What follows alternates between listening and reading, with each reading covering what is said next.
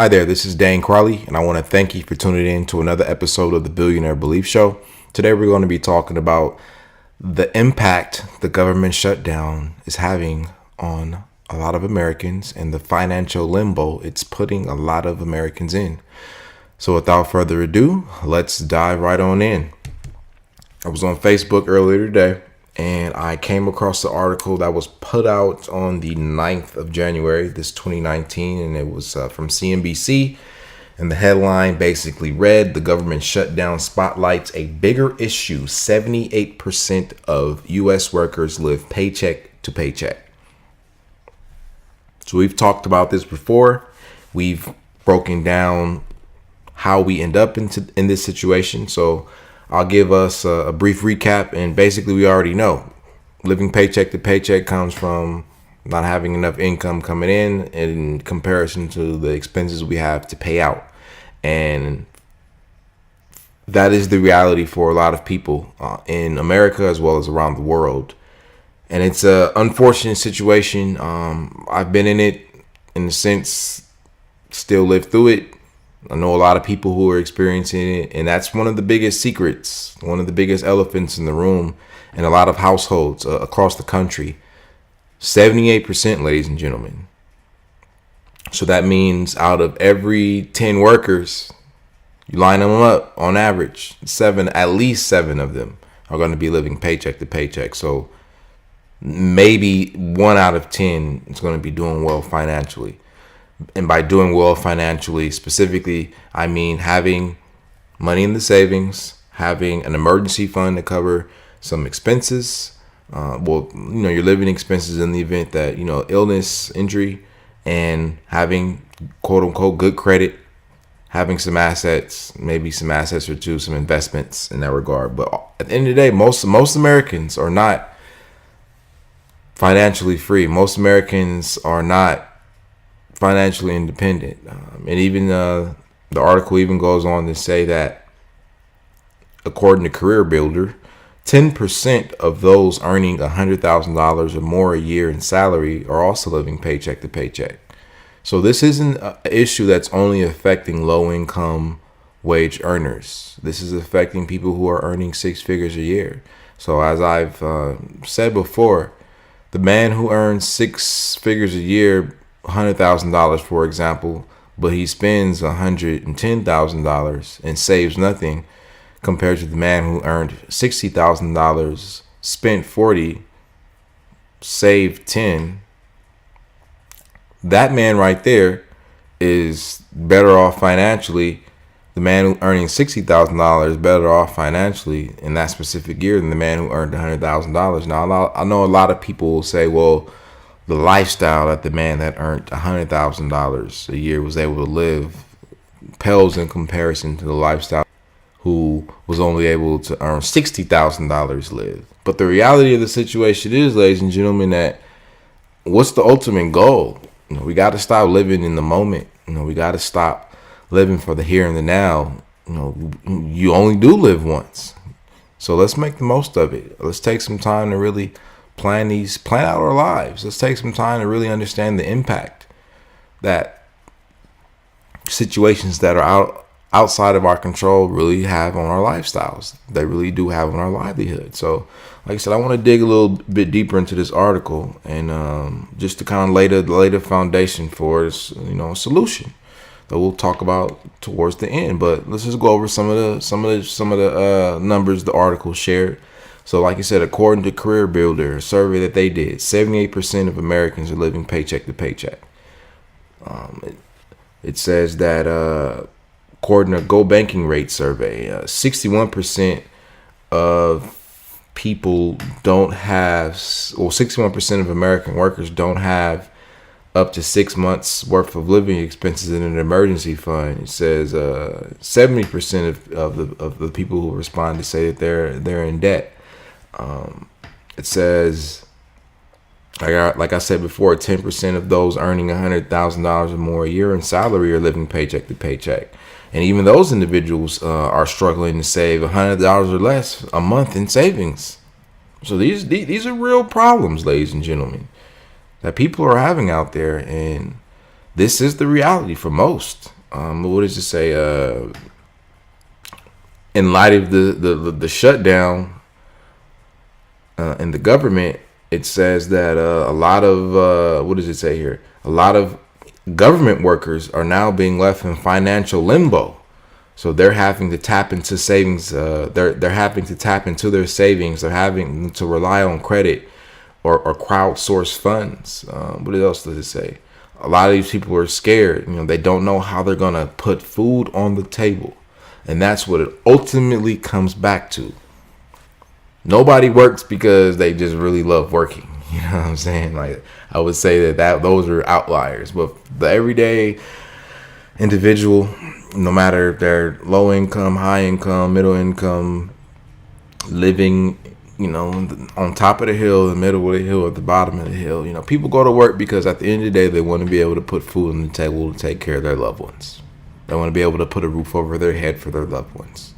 They want to be able to put clothes on their loved ones' backs. And they also, too, want to be able to entertain their loved ones with some pretty cool experiences, some pretty cool moments that they can share together. In order to do all of that, what do they need? The one thing we all need. It's called money, currency. So we have to take a step back and really evaluate this situation, ladies and gentlemen, and ask ourselves, what can we do to make sure that no matter what happens that's not in our control, what can we do to make sure that we will be okay? What can we do to make sure that we will still be able to put food on the table? What can we do to make sure we will still be able to put a roof over our heads? What can we do to make sure we can still put clothes on our loved ones' back when need be? And that's ultimately what it boils down to. That's what it's all about. So my question to you, my listeners, myself, the question that I've asked myself, like, what is it going to take? What are you willing to do? Is it serious? Is making sure your loved ones are taken care of, is that something that you value? Is that a priority? Is that important? If it is, what are we going to do about it? How are we going to symbolize the value of this priority in our day-to-day livelihoods? How are we going to symbolize it through our actions? That's what I want to ask you, because that's a question that I ask myself, and it's a struggle. I'll be the first to admit it. I have confidence crises every now and then myself, but I do understand that there is a way. It's going to take some short-term sacrifices, which could last up to a year or 2 or 3. But at the end of the day, we have to start looking 20 years, 25 years, 30 years down the line. Where do we want to be? How do we want to be living? How do we want our kids to be living if we have them? If we don't have them now, like, where do we see ourselves if we do plan on having them? These are questions that we have to ask ourselves. These are questions that we have to seriously take into consideration, because at the end of the day, money is required. So we got to get good at it. Let's get good. Let's become our own financial experts. Let's get good at understanding the world of money. There's no shame in that. There's no shame in wanting to feel confident about knowing you have the income to take care of your loved ones so that you can put food on the table. Right? That's what we got to start connecting it to. We got to start connecting literally money to being able to put food on the table. And yes, we do understand that, but we don't value it. From my personal opinion, I feel not enough of us value that. We don't value the fact that we have the capabilities and the abilities to go out into the world, bring some value to the marketplace, receive some income in the way of money and currency so that we can take care of our loved ones, put food on the table, clothes on their back, roof over their head. So since we understand that money is required to do that, let's start getting serious about money. Let's start getting serious about making sure that we understand how it's coming in, making sure we understand how it's going out, making sure we understand how to grow it, making sure that we have some to grow. Let's just get good at money management. Let's get good at understanding our cash flow patterns, understanding where it's at, where we want it to be. Let's really get good at this stuff. And that's what Billionaire Belief is here to do. That's what we're all about. As I'm walking through that journey, I'm documenting it so I can bring you guys along with me. And like you said, I'm here to help. I want to see you win. I want to see you feel confident. I want to see you feel sure that no matter what's happening that you don't have control of, your loved ones are still taken care of. You don't have to go through that financial distress. You don't have to feel like you're in financial limbo, like a lot of people are experiencing right now. And my heart goes out to them.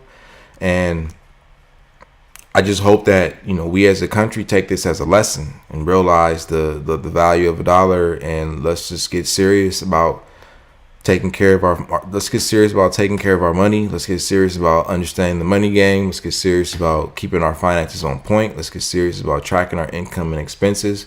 Let's get serious about staying committed to the decisions that we make when it comes to our budget. Let's get serious about saving. Let's get serious about learning how to invest it so we can grow it. Let's really get serious about this stuff. Now is the time. Now they said the shutdown started in December 22nd, and so we're approaching today's the 15th of January. So we're what, 7 days, 7 days, almost a week away from it being a whole month. So that's a whole month of people. Specifically, I think the article says over 800,000 government workers that have gone without pay for almost a month. So just imagine that. I mean, this is what people are really experiencing right now. They don't have the money to pay their rent. They don't have the money to put gas in their car. They don't got the money to make sure that food's on the table for their kids because they're living paycheck to paycheck. Every check matters. And that's the reality for most of us. To an extent, me included. But I do believe that there's a way out. I do believe that there's a way for us to conquer this financial limbo that a lot of us are in, but it's going to require that we stay committed to our outcome and flexible to our approach. It's going to require that we stay disciplined. It's going to require that we stay focused. It's going to require us to do things that we don't want to do at the end of the day. It's going to require it, but that's what's required of us. If we really say we care about our loved ones, if we really say we love these people, if we really say we want to do the best by these people, then how are we symbolizing that in our day-to-day lives, through our actions, through our activities, through the things that we care about? Like how does that show up how is it showing up in our lives? And like I said, I'll be the first to admit, like that didn't always used to be me, but I understand now, and I hope you're starting to get a clue too. I'm pretty sure you do, but let's just really get serious, ladies and gentlemen. Like I said, this government shutdown is putting a lot into perspective. It's letting a lot of people see that they aren't in as good of a financial shape as maybe the pundits and talking heads claim the Americans are. And I understand that some people will say, well, people have access to credit, but building debt isn't the answer. Acquiring more debt isn't the answer. And it shouldn't be. So now that I've, like I said, I've shared the good, the horrible, the bad, and the ugly. That's what we've talked about. But understand, like I said, a lot of people feel terrible right now. A lot of people feel embarrassed because they aren't able to put food on the table. They're scared because they can't put food on the table to take care of their loved ones. So let's imagine that we are an individual fresh out of high school, 18, and this is the reality that this is your introduction to the real world. Like, let's just kind of get an understanding of how we need to move if our goal is financial independence, if it is to build wealth, if it is to have a strong asset column we can pass down to our loved ones. Like, how will we approach that? Now, we do understand that the first thing we have to understand is, okay, we know we need to have an income, and we know we're going to need to keep our expenses low, and we need to save some money. So those are the three things that we know coming in as this 18-year-old into this current government shutdown landscape when people are living paycheck to paycheck. Now, hopefully, let's just say this person is in a position where they do still live at home with mom and dad who aren't necessarily struggling, but they don't necessarily have rent, major expenses. So let's just say they got a cell phone bill, they got to put gas in the car that mom and dad got them when they turned 16. And maybe mom and dad, in an effort for them to be responsible, says now you got to pay the insurance payment, which is a couple hundred, like let's just say $100 a month. So this individual has very low expenses. They have really no debt. They don't have any debt, and let's just say they have a part-time job, and they're getting minimum wage. So starting out in this position, you have to understand, like you said, your goal is obviously you need to have an income, you need to keep your expenses low, and you need to save. So at this point, contrary to popular belief, it's not time to turn it up. It's not time to live it up. It's not time to live your best life. It's time to grind. So while they're working their part-time job, earning some income to take care of their cell phone bill and their car insurance and their gas and food, little stuff like that. Let's just say every week, they $10 an hour, $40 4 hours a day, $40 a day times 5 days, 4 times 200 a week, 2, 4, 6, 8, 800 a month. So let's just say I got $200. So at $800 a month, like you said, the cell phone bill is, let's say, is $100. The insurance is $100. The gas, let's just say, is $100. So now they went from 3, so 8 to 3. I mean 8 minus 3, that's 500. Then let's just say food is 200. 5, 4, 300 right there. Boom. Now that's how most people will go about budgeting. I got 800 coming in. I got this to pay for. So by the end of the month, I should have $300 left. Personally, that is the way that I was introduced to budgeting. But unfortunately, I don't believe that's the best option. Personally, I believe the best option is for us to pay ourselves first, save first, pay ourselves off top. So the first thing we would have to do, so let's establish a percentage that we want to put aside. Let's just start off small. So 10%. That's how much we want to put away in savings. So this is how we're going to construct our budget. So first thing we're going to do is we're going to pay 10% off the top. So I got $800. Before I pay anything to anybody, $80 is going to the savings account. Now I have $720 left. I have $720 left, and from the $720, like I said, $100 is going to the cell phone, so I got $620 left. $100 is going to insurance, I got $520 left.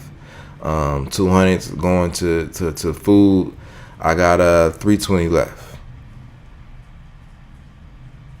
I'm feeling a little cavalier. I'm gonna go ahead and throw that 20 into savings too. So now I don't save the $100 for the month. So now I got $300 left. Out of that $300 is left, if you're feeling cavalier, you can throw it all in the savings, or you might want to treat yourself to something. The decision's yours. But at a bare minimum, you've at least accomplished your goals. You've earned some money, you've kept your expenses low, and you've saved. Now think of that month after month. So let's just say every month you're able to save $100. So by the end of the year, that's $1,200 right there, ready for you to go. Like you said, you don't have any expenses, you don't have any debt. All money in. Now that's a very simple example, and I wanted it to be that way for a purpose. But all in all, like I said, if you're out there struggling right now, if you're dealing with this shutdown, if it's affecting you financially, if you're scared because you don't know how you're going to put money, because you don't know how you're going to put food on the table these next few days, these next few weeks, and according to the current president of the United States, he claims that he is willing to let this shutdown drag out for as many months or even years as possible until he gets his $5 billion for that wall. So that's something that you don't have control of. I said that's a factor you don't have a control of. But what you do have control of is how you're gonna the attitude you're gonna bring to the day. You have control of the thoughts that you can think through the thoughts you could think that day. And you also have control over how you use your feet and how you use your hands. Because they said out of the 800,000 federal workers that have been furloughed, only about 380,000 of them are essential personnel that are working without pay. So that means that, over 500,000, at least 400,000 of them are just at home right now. So like I said, there's still a way, ladies and gentlemen. It's going to require some sacrifice. It's going to require some effort on your end. But, whoever said it was supposed to be easy, it's not easy. It's going to be challenging. So as you are unfortunately furloughed. Like I said, there's still opportunities out there. Products still need to be sold. Selling is the way. That's an option for you. People need stuff. While the government has shut down, it's buying and selling still occurring on a day-to-day basis. So people need basic stuff. You just have to figure out, a niche for yourself. Start selling. Something as simple as selling sneakers, which is what we do on the side. It over time it will bear fruit. You will be fruitful, and eventually we'll get to a point where it is all money in. But you got to get at it. You got to keep at it. Like I said, there's tons of items that need to be sold on a day-to-day basis, and that's an opportunity for you to jump in. Like I said, there's tons of so like right now, for example, a simple practical way for you to earn some money right now during this shutdown. There's tons of discount stores. So let's just say you down to your last $100, or you got $100 to quote unquote play with, air quotes there. Like you said, go to your Rosses, go to your Dollar Trees, go to your TJ Maxx or Burlington's. Go look for those items. I'm gonna tell you, like men's and women's activewear really sells. So, for example, like I said, you can go to a Ross, you can go to a Marshalls, you can go to a Burlington, get some, go to like the men's and women's and kids active sportswear. Things like your sweatpants, your dry fit, stuff like that, Nike stuff. You can find a Nike dry fit, t-shirt, Nike dry fit t-shirt at Ross, for example, for $12.99. And it retails for $24.99. You can go on a platform like OfferUp, Poshmark, for example. You can sell it for you can buy it for $12. Sell it for $20. They go put about another, couple more dollars on for shipping. But boom, you gotta, if you bought it for, let's just say you bought it for $12. You're getting it, you're selling it for $20. So that's an $8 profit right there. Now, of course, you're not going to become a millionaire overnight with that $8, but that's still $8 that you earned, that you made, that you flipped, and do that over and over and over again. So how many Rosses can you go to? How many Marshalls can you go to find Nike dry fit t-shirts that you can buy for $12, sell for $20, and make an $8 profit? How many times can you do that? And it's just really as simple and as practical as that. So in light of this government shutdown, people living paycheck to paycheck, even high income earners, those making six figures or more or less, still living paycheck to paycheck. People not even having the ability to put $100 away for savings. People having debt. People don't have the emergency funds to cover real life emergencies like we're in right now. This is an emergency right now for a lot of people. But unfortunately, whether it was due to a lack of guidance or any other reason, they didn't have the funds saved up. They've been earning however much they've been earning for however long they've been earning it, and now they don't have the money. So I understand a lot of people feel embarrassed, they feel scared, but there is a way out. So let's just use this as a learning example, ladies and gentlemen, for all of us. Like I said, let this be a lesson learned. When emergencies happen that we don't have control of, like AKA a government shutdown, we need to have the emergency funds in place to make sure we can still put food on the table so we can take care of our loved ones. We shouldn't have to feel scared right now. We shouldn't have to feel embarrassed that we don't have the resources to do the basics for those that we care about, for those that we love. So because we do care about them and because we do love them, let's take a step. Let's do a 180. Let's start taking steps and moving forward. Let's start tracking our income. Let's start tracking our expenses. Let's start focusing on increasing our income. Let's start focusing on saving more.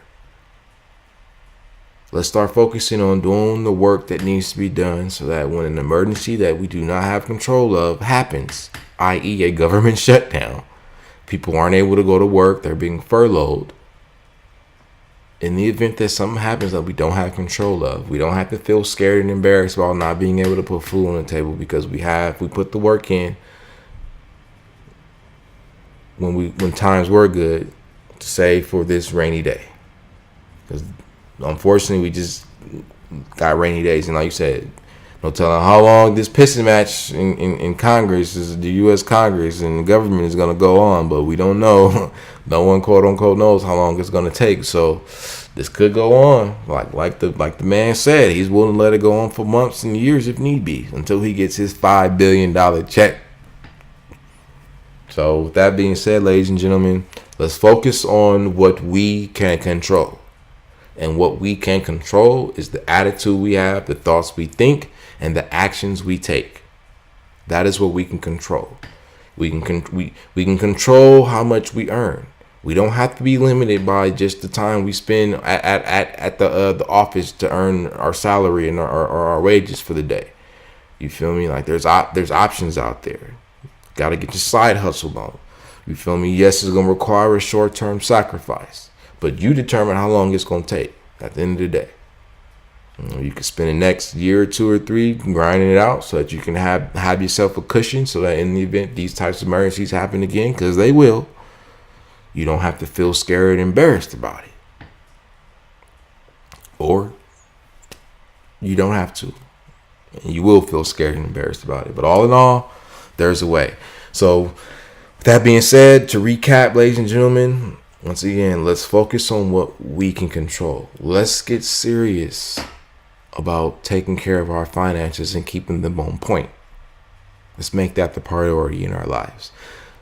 So with that being said, I thank you for tuning in as always. Make sure you follow us on Instagram at BBWCN. When you get there, we offer you a free gift to help you break your family cycle of poverty. It's a free financial education study guide just to go over some of the basics that I've shared before in previous episodes, and that I definitely will share about in the future. Go ahead and grab that. I have some more cool products coming your way. I'm working on, I'm gonna have something definitely for y'all by February. But yeah, get tuned in, get tapped in. Let me know if you have any questions. I'm here to help you. I love you. Until next time, make it a great day.